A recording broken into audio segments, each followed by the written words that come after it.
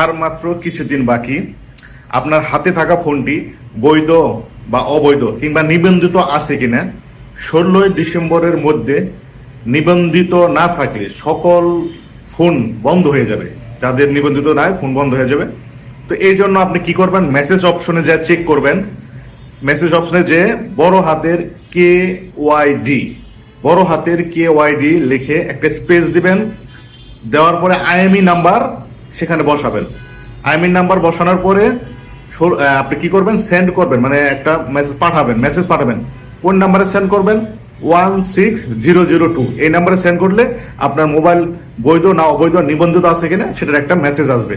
আর যারা IMEI number জানেন না তারা কি করবেন, *#06# এটা দিলে আপনি IMEI নাম্বার পাবেন। আপনার ফোন থেকে ডায়াল অপশনে *#06# এটা দিলে আপনার IMEI নাম্বার আসবে।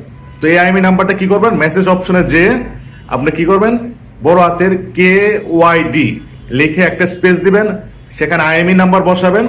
এই IMEI নাম্বারটা কি করবেন, আপনি 16002 নাম্বারে সেন্ড করবেন। তাহলে আপনার একটা মেসেজ আসবে আপনার ফোন বৈধ না অবৈধ। তো এটার জন্য সরকার 16 তারিখ পর্যন্ত একটা নির্দিষ্ট ডেট দিয়ে দিয়েছে। এরপরে অনিবন্ধিত ফোন সব বন্ধ হয়ে যাবে। ভিডিওটি সবাই শেয়ার করুন, সবাইকে জানিয়ে দিন। আসসালামু আলাইকুম।